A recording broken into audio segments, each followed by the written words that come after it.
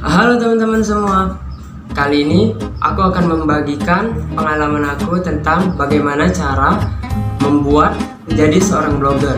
Tapi sebelum itu aku sudah mempunyai 3 narasumber. Kita harus mewawancarai narasumber tersebut. Nah, aku akan menghubungi narasumber yang utama, pemilik. Gitu nah. Ya, langsung ya. Jadi menurutmu ini blog itu apa dalam pandanganmu? Menurutku blog itu sejenis jurnal pribadi. Jadi kalau di jurnal itu kan kita bisa menulis apapun yang kita mau. Jadi sama dengan di blog, ada orang blog ditulis untuk diary, bahkan ada untuk cerita tentang pengalaman seperti yang aku lakukan, ada juga tentang review. Jadi menurutku blog itu sebuah wadah, tempat di mana kita bisa berbagi cerita dengan cara menulis dengan tema bebas. Apa manfaat blog dunia pendidikan menurut? Menurut aku blog itu manfaatnya sangat-sangat banyak, sangat-sangat berpengaruh untuk dunia pendidikan. Karena kan kalau blog itu ada hubungannya dengan menulis dan bercerita. Jadi ada hubungan hal yang positif, feedback yang baik bagi penulis dan pembaca. Bagi penulis mungkin dia bisa memperbaiki meningkatkan performanya dalam menulis, dan pun dengan adanya blog bisa memperbanyak kemungkinan atau menambah keinginan masyarakat gitu. Adapun untuk kita, terutama anak-anak remaja, untuk meningkatkan tingkat keinginan kita untuk membaca, karena kan ada riset yang mengatakan bahwa tingkat literasi di Indonesia itu sangat-sangat rendah. Jadi keinginan untuk membaca dan menulis masyarakat di Indonesia itu rendah. Jadi dengan adanya blog, rasaku bisa meningkatkan kemampuan orang untuk menulis dan juga membaca. Ada dampak dari penggunaan blog tersebut? Dampaknya ada, pasti dampak positifnya. Gimana ya?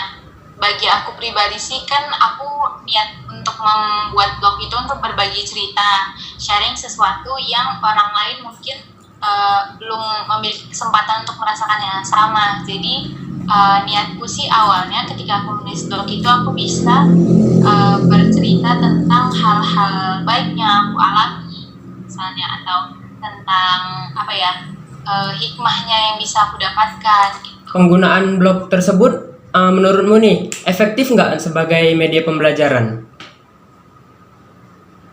Menurutku efektif, karena jujur aku kan sekarang kebetulan belajar UTBK.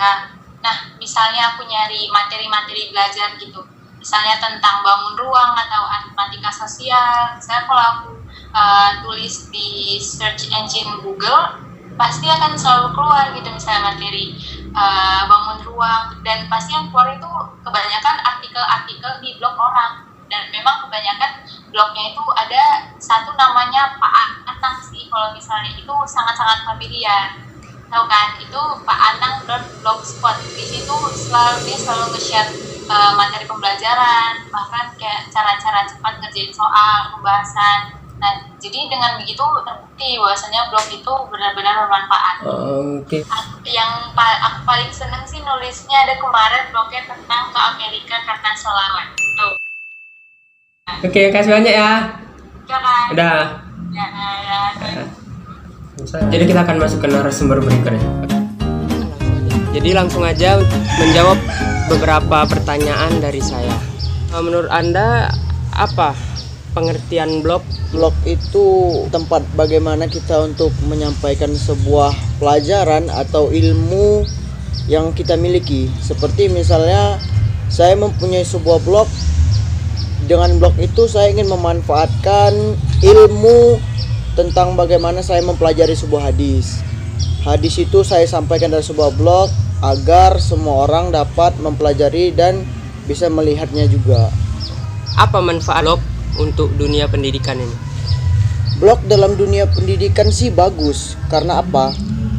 Nggak semua orang terkadang mempunyai HP lalu nggak mempunyai buku gitu. Mereka bisa mendapatkannya dalam blog. Mereka bisa mendapatkan dalam blog dalam artian mereka mempunyai sebuah fasilitas HP yang canggih dan mempunyai internet yang bagus, mereka untuk mempelajari pelajaran-pelajaran yang ada di sekolah, pelajaran-pelajaran yang ada di kampus melalui blog-blog yang udah dibuat oleh orang-orang di dalam Google yang sering kita lihat ini.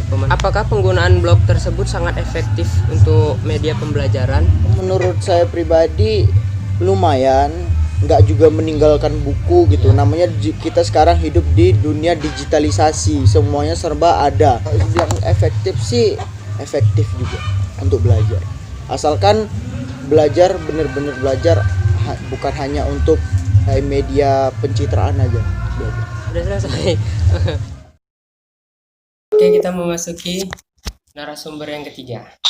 Halo, langsung saja ya kak. Jadi menurut kakak tuh apa pengertian blog dari pandangan kakak?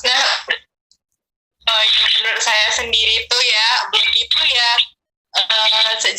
salah satu aplikasi dari website sendiri yang isinya itu tentang tulisan-tulisan yang ataupun ide-ide dari si penulisnya itu bisa jadi kayak alternatif juga sih, kayak yang aplikasi lainnya. Cuman ya bedanya itu di sini lebih tersusun. Kalau di blog itu sendiri kita sekaligus bisa sharing yang bermanfaat. Lalu menurut kakak apa manfaat dari blog tersebut untuk dunia pendidikan? Jadi ya kalau menurut kakak sendiri ya, kita itu kan nggak bisa cuma bersumber pada satu ya kan. Jadi menurut kakak blog ini sendiri kan jadi salah satu alternatif dari sumber belajar untuk pendidikan itu sendiri. Karena kan kita tuh kan belajar dari pengalaman. Nah, misalnya blog itu sendiri itu berisi tentang pengalaman si penulis. Jadi penulisnya sharing di situ gitu. Jadi kalau kita mau baca pengalaman seseorang ya kita otomatis wawasan kita luas. Penggunaan blog tersebut sangat efektif untuk media pembelajaran nggak? Nah, menurut kakak sendiri di sini blog itu sendiri bisa jadi alternatif buat pembelajaran. Cuma kalau misalnya lebih maksimal lagi, yang menurut kakak yang lebih efisien ya tetap interaksi langsung, tatap muka gitu. Karena kan kita apa yang nggak kita tahu langsung tanya ke orangnya. Cuma kalau dibilang jadi alternatif untuk sumber belajar, ya bagus juga sih kalau blog ini ya sendiri kakak, menurut kakak gitu. Makasih kak, makasih banyak udah mau diwawancarai. Sama-sama. Nah, jadi itulah narasumber kesekian. Intinya itu mengekspresikan diri mereka, apa yang mereka rasakan itu mereka tulis di dalam blog tersebut, dan juga sebagai media pembelajaran juga. Oke, sekarang kita akan memasuki tahap terakhir, yaitu tutorial membuat blog. Kali ini aku akan bagi tahu kalian cara membuat blognya itu dari Android. Nah, pertama kita buka dulu website blogger.com ya. Setelah dibuka, lalu klik create your blog. Buat judul blognya itu segala tutorial, alamat sesuai dengan email. Setelah itu ketik nama. Selesai proses. Untuk tahap pembuatan akun kita sudah selesai. Kemudian kita bisa mengedit halaman, tata letak ataupun tema. Nah, di sini kita bisa menyesuaikan tema. Oke, usahakan judul yang kalian tulis, tema yang kalian tulis itu yang bisa membangun blog kalian, agar blog kalian itu bisa naik ke halaman pertama. Jika semua sudah selesai ditulis dan selesai diedit semua, langsung untuk mempublikasikan. Selesai, silahkan kalian share hasil tulisan blog kalian ke teman-teman kalian, ke sosial media kalian punya, agar banyak yang mengunjungi.